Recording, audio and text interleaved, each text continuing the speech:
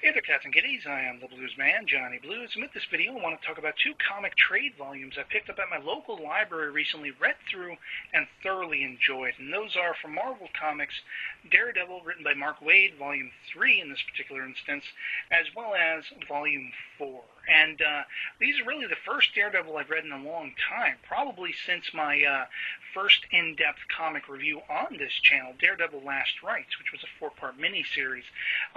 Basically, Volume 3 consists of Daredevil issues 11 through 15, Avenging Spider-Man number 6, and Punisher number 10. Volume 4 consists of issues 16 through 21 of Daredevil. And after reading the first volume, I picked up volumes 1, 3, and 4. They didn't have 2 at the time. The first volume basically tells us that Matt Murdock has come back to New York after having been away for a time, and I'm not exactly sure why that is, except to say it's revealed that somebody had outed his dual identity as Daredevil, and it seems like he and Foggy Nelson, his law partner, have reined that into a point, basically proven that it, air quotes, wasn't true, but there's a lot of comical aspects that burgeon throughout these particular volumes to do with that, because people still believe that he is Daredevil. You got, in Volume 3, he's dating the DA, and she's always challenging him. At one point he's wearing a shirt that says, "I'm not Daredevil." Then at one point she flashes a bra at him, thinking he's not really blind. He must have sight to be a superhero at night that says, "You are Daredevil," and the like. But Volume 3 and 4, respectively, are where I feel the story got really, really interesting. Essentially, Matt comes under the possession of something known as the Omega Drive, which consists basically of a little disc, with a 4 on it. It's basically the remnants of one of the Fantastic Four's costumes, and because of its unique molecular structure, it's been fashioned into a computer drive, a hard drive, consisting of the files, the facts and figures, and monetary positioning of mega crimes throughout the entire world in the Marvel Universe. That being 5 or 6 crime syndicates along the lines of Hydra and Black Spectre and AIM and all that kind of stuff. So whoever commands the Omega Drive essentially commands the world, rules the world and stuff like that. So with this in Matt's possession, he trusts almost no one else to guard this thing, maybe with the exception of Spider-Man and Reed Richards of the Fantastic Four.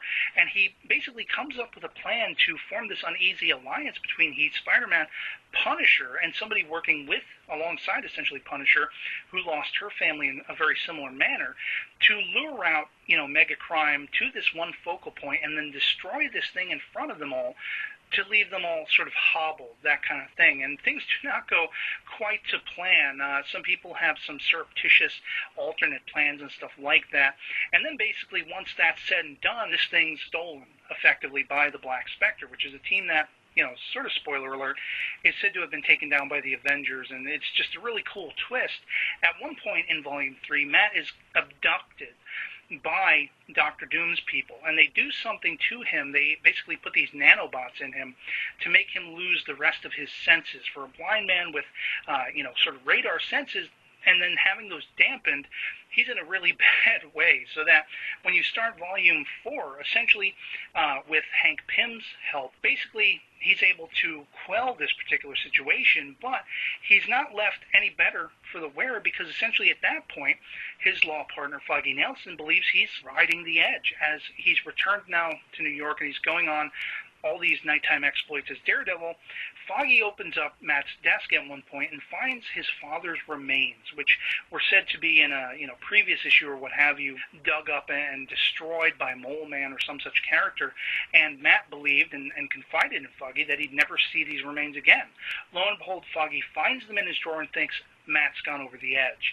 And this is now, basically the puppet master is this new character called Coyote, who is trying to do that very thing, drive a wedge between Matt and anyone he knows, make Matt question his own sanity, which he begins to do as both Daredevil and Matt Murdock lawyer.